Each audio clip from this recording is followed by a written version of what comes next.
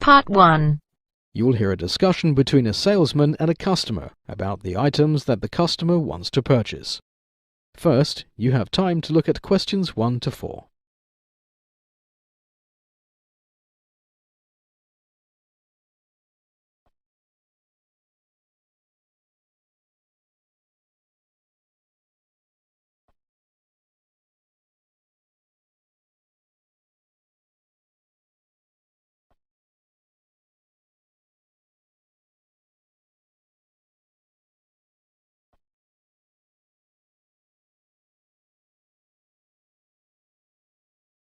Listen carefully and answer questions 1 to 4.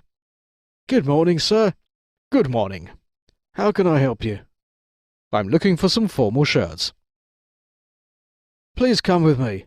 Formal shirts are displayed at counter number 2. Yes, of course. May I ask what is the occasion, sir? Oh, I have to go for a job interview. That means you need to wear a light-coloured shirt. Checks will look too casual. Yes, show me something in a solid colour. Would you prefer regular fit or slim fit? Well, I usually prefer slim fit, but of late I have put on some weight, so let's go for a regular fit this time. Certainly, sir, though you don't look overweight to me at all. Do you like this shirt? It's not bad, but wait, what is this fabric? It's synthetic, mixed with cotton. Oh, please show me only those shirts that are 100% cotton. I am allergic to synthetic clothing. Before listening to the rest of the conversation, you have some time to look at questions 5 to 10.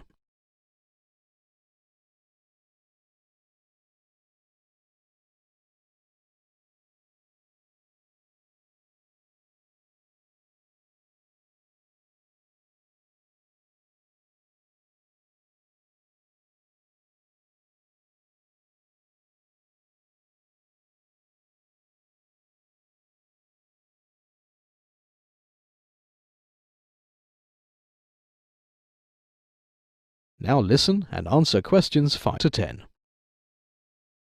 Sure, sir. Now, these other shirts are all pure cotton. The blue one would look very good on you. I don't mind blue, it's actually my favourite colour. But do you have a different shade of blue, something like a sky blue or a powder blue? Yes, I certainly do. Please take a look at this shirt here. I think it's just the colour you want. Yes, this looks very good. Can I get this in size 42? These actually come in 4 sizes, small, medium, large and extra large. Size 42 would be equal to a large size.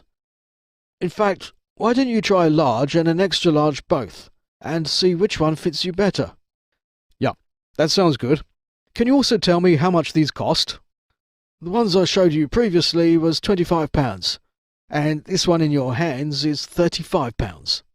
Oh, why the difference in price? It's because of the difference in the fabric, sir.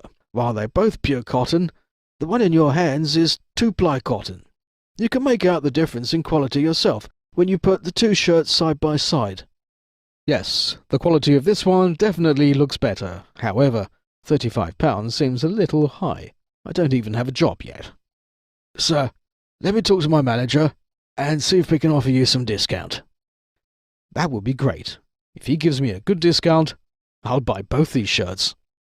I'll be right back. So, I spoke to my manager, and he has said that if you purchase both the shirts right now, we can offer you a flat discount of 25%. So, what will be the price of both these shirts after discount? The total amount of the 2 shirts is £60. After a 25% discount, the final amount you need to pay is £45. 2 shirts for £45 doesn't sound all that bad. I'll take both of them in that case. All right, sir. I'll pack these for you. Would you like to check out some trousers to go with these shirts? Well, I don't really need trousers right now. We have an excellent offer going on right now on trousers. If you buy 2 trousers, you get a 3rd pair completely free of cost. That comes to a discount of about 30%. 33.33% actually. Okay, let's take a look at your trouser section. This way, sir. That is the end of part 1. You now have half a minute to check your answers.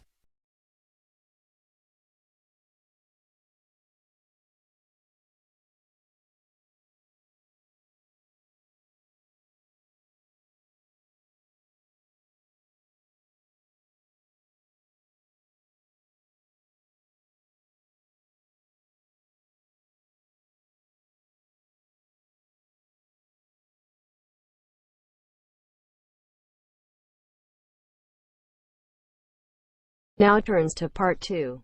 Part 2. You will hear an aquarist talk about how to breed fish in an aquarium. First, you have time to look at questions 11 to 15.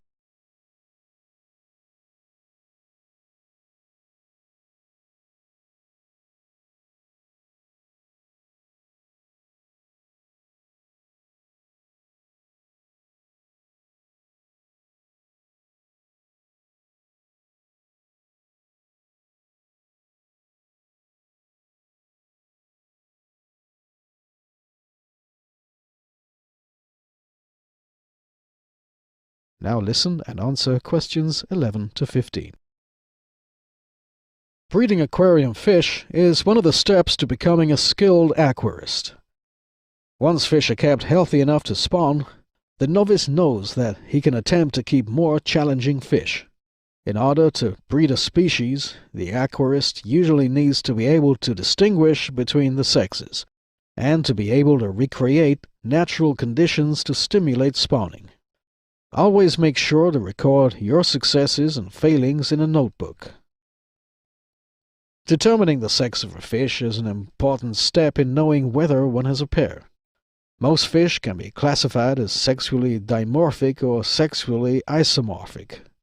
In sexually dimorphic species, the sexes can be easily distinguished by primary and secondary differences. Males are frequently more colorful, larger, and have more elaborate finnage. The more brilliant examples of sexual dimorphism can be found in Lake Malawi cichlids, killifish, and live bearers. In sexually isomorphic species, there are minute, if any, apparent sexual differences. Often the only way to distinguish between the sexes is the shape of the genital papilla, which is only visible around spawning times. In some isomorphic species, the males are slightly larger and the females are slightly rounder in the belly. Some sexually isomorphic species have no known external sexual differences. Once males and females have been distinguished, a suitable pair or spawning group should be chosen.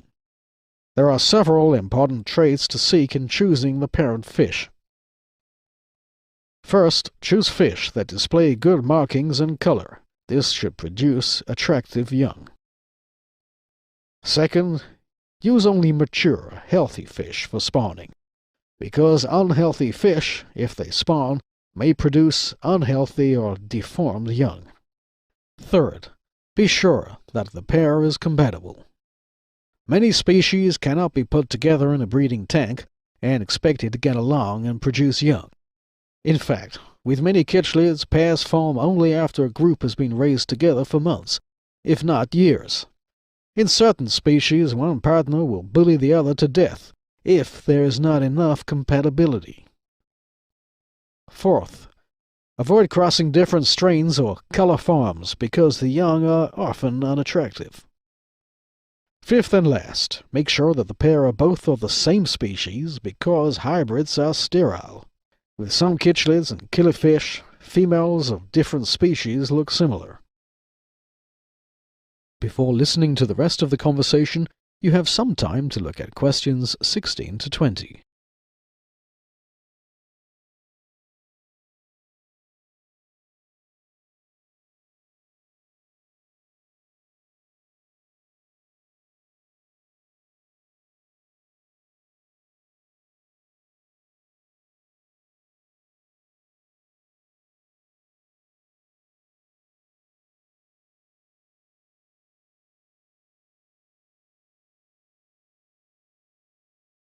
Now listen and answer questions 16 to 20. The majority of aquarium fish are egg layers with external fertilization. Egg layers can be divided into 5 groups: egg scatterers, egg depositors, egg barriers, mouth brooders, and nest builders. Egg scatterers simply scatter their adhesive or non-adhesive eggs to fall to the substrate, into plants, and float to the surface. These species do not look after their brood and even eat their own eggs. These, often schooling fish, may spawn in groups or in pairs. Often there is a large number of the small eggs laid. they fry hatch quickly. Egg depositors deposit their eggs on a substrate. Egg depositors usually lay less eggs than egg scatterers, although the eggs are larger. Egg depositors fall into two groups, those that care for their eggs and those that do not. Among egg depositors that care for their eggs are kitchlids and some catfish. Egg depositors that care for their young can be divided into two groups: cavity spawners and open spawners. Cavity spawners lay their eggs in a cave, while open spawners lay their eggs on an open surface. These fish form pairs and have advanced brood care, where the eggs are defended and cleaned. The eggs take a few days to hatch, and the fry are often guarded by their parents.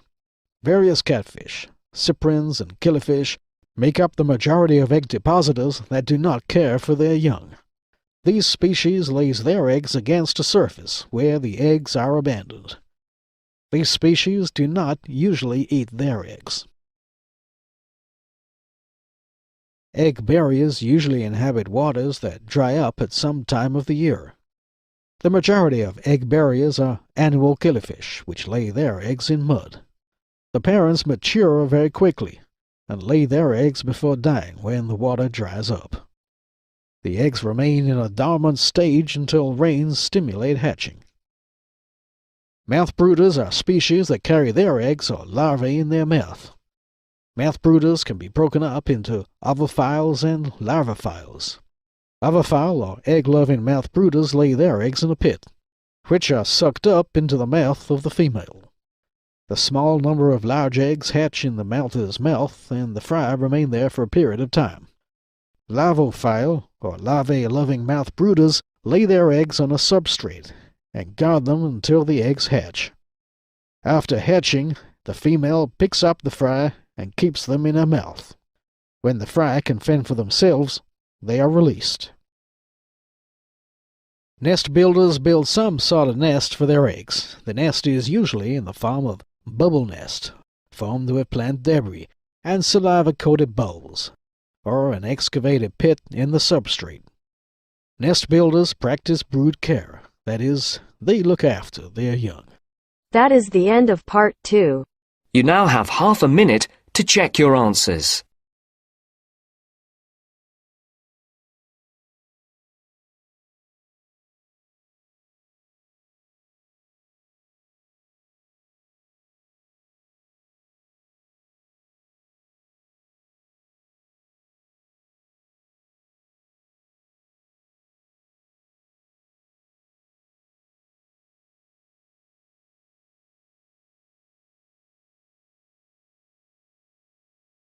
Now turns to part 3.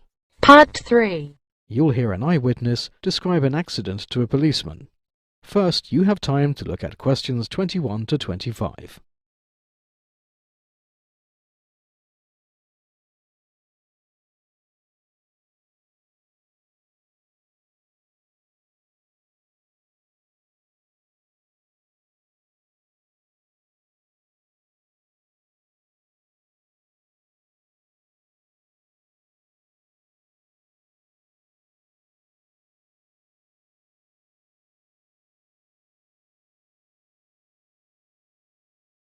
Now listen and answer questions 21 to 25. So, you saw the accident take place, is it? Yes, officer, I did. Could I have your name, please? It's Susan Guevara. You'll have to help me with your surname. It's Guevara. G for Georgia, U for University, I for India, V for Victory, E for Elephant, R for Rodeo, another R, and A. And your complete address, please. It's 789 Huntington Drive, Lincoln Park, London. Can I have your telephone number, please? Should I give my mobile phone number, or would my landline do? Either will do, ma'am. I'll give my landline number in that case. It's 467-889-22. That's 476-88922. No, officer, it's 467-88922. Right, got it. So let's talk about the accident now. What time did the accident take place? About 30 minutes ago? It's 11:30 a.m. right now, So let's say the accident took place around 11 a.m. Yes, that would be correct. Before listening to the rest of the conversation, you have some time to look at question 26 to 30.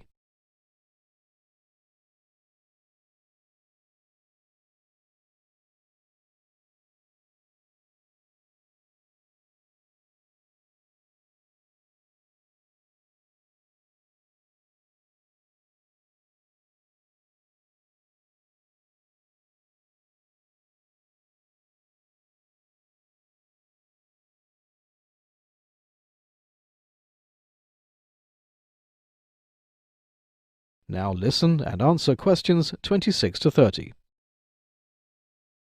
Can you describe the car that hit the man?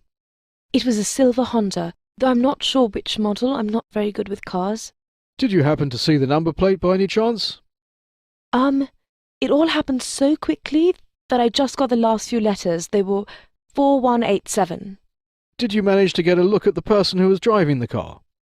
Not a very good look, I'm afraid. The person was wearing a red bandana, though, and black sunglasses. Can you tell me whether it was a man or a woman? I think it was a man, but I really can't be 100% sure. Of course, I understand. Would you be willing to testify in a court? It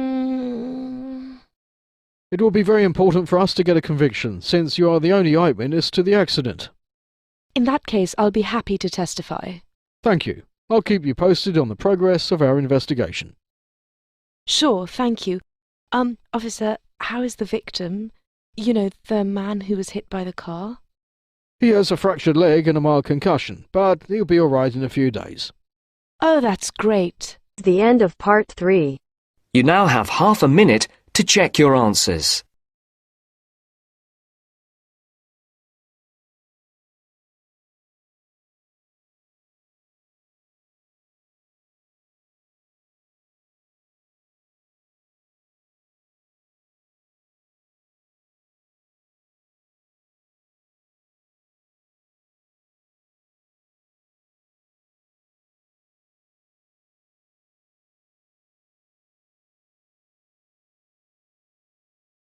Now turns to part 4. Part 4. You will hear an environmental scientist talk about problems with the nitrogen cycle. First, you have time to look at questions 31 to 40.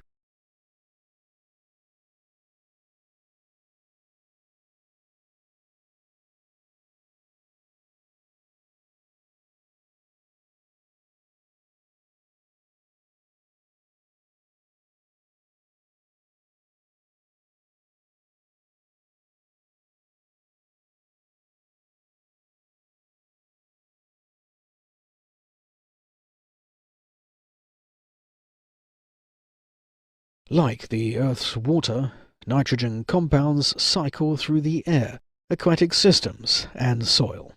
But, unlike water, these compounds are being injected into the environment in ever-increasing quantities. In doing so, we are altering the global nitrogen cycle, causing possible grave impacts on biodiversity, global warming, water quality, human health, and even the rate of population growth in developing nations. In a world surrounded by nitrogen, you would think there's always been plenty to go around, and that perhaps a little more wouldn't matter. But having enough of the right kind of nitrogen, reactive nitrogen that has been fixed or converted from the non-reactive form, determines such fundamentals of life as the extent of plant growth, which in turn determines to a large extent the dynamics of the world's food supply. During the 20th century, mankind has produced increasingly more reactive nitrogen, intentionally as fertilizer and unintentionally as a byproduct of combusting fossil fuels. Although carbon dioxide may get more press, the nitrogen cycle has been altered more than any other basic element cycle. And now, experts say, humans are adding more reactive nitrogen to the global nitrogen cycle than all other sources combined. Yet, reactive nitrogen is hardly all bad. The use of nitrogen fertilizer is critical to feeding the world's hungry. The question is, then, how do we manage nitrogen responsibly? If any aspect of nitrogen pollution has a high public and policy profile, it's the effects of excess nutrients on bodies of water, especially in coastal areas. Because of its high solubility, nitrate quickly escapes down below the root zone of an agricultural field or forest and into groundwater, which makes it difficult and expensive to control. Reactive nitrogen, whether from animal raising facilities, manufactured fertilizer, septic systems or other sources, has raised nitrate concentrations in the waterways of most industrialized nations. In Norway, nitrate concentrations in 1,000 lakes doubled in less than a decade. Nitrate concentrations in rivers in the northeastern United States and in much of Europe have increased 10 to 15-fold in the last 100 years. Where nitrate loading to bays and coastal zones increases, it can provide such a steady source of nutrients that algae bloom uncontrollably. When the algae die, they sink and decompose, which draws oxygen from the water. If too much oxygen is removed, the water body develops a dead zone, in area that can no longer support finfish, shellfish, or most other aquatic life. Perhaps the best-known dead zone is that found in the Gulf of Mexico, which is fed by the nitrate-rich Mississippi River and fluctuates in size from 3,000 to 8,000 square miles. There are also oxygen-starved areas in the Baltic Sea, the Adriatic Sea, the Gulf of Thailand, the Yellow Sea, and the Chesapeake Bay. Reactive nitrogen can also infiltrate drinking water, as nitrates from nitrogen fertilizers and runoff from livestock find their way into streams, rivers, lakes, and groundwater. In the United States, as much as 20% of groundwater sources may exceed the US and World Health Organization limits of 10 parts per million for nitrates. This concentration is also exceeded in many other parts of the world. High concentrations of nitrates can cause methemoglobinemia, or blue baby disease, in infants. In blue baby disease, nitrate ions weaken the blood's capacity to carry oxygen. Epidemiological studies have also linked nitrates to reproductive problems and some cancers, including increased risk for bladder and ovarian cancers at concentrations below 10 parts per million. As with water and air, reactive nitrogen builds up in soil. There's a limit, however, to how much nitrogen plants can use. When soil reaches a point at which plants can't use additional nitrogen, it's said to be saturated. And saturated soil, in theory at least, will shed any additional nitrogen introduced to it. But that nitrogen doesn't leave unaccompanied. When it leaches out of the system, it takes other nutrients with it, so it ends up acidifying the soil, and it takes things like magnesium and calcium out into the water. As a result, you end up with a very unbalanced system. If it's true that saturated soil immediately passes additional nitrogen rather than denitrifying it, that could be bad news for the near future, with all that excess nitrogen flowing straight to groundwater, rivers, streams, and seas. However, we have a very poor understanding of what is actually happening. If the nitrogen is accumulating in soil, it could be a temporary phenomenon until it saturates the ability to store it. Then we have a much bigger problem. On the other hand, if it is being denitrified, that's more of a steady-state process, and it can probably continue to do so. Although more reactive nitrogen means more growth, it also changes which species in an ecosystem thrive. For example, in grasslands that received increased nitrogen, the species composition changed to plants that had litter that decomposed more quickly.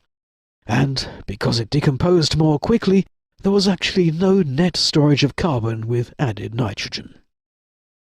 Some scientists had hoped that excess reactive nitrogen levels might actually reduce greenhouse gases by stimulating plant growth, which locks up carbon dioxide. but it doesn't seem likely that it's going to play a dominant role. Although the jury is still out, there isn't very good evidence that nitrogen deposition actually does lead to increased carbon removal and storage. That is the end of part 4. You now have half a minute to check your answers.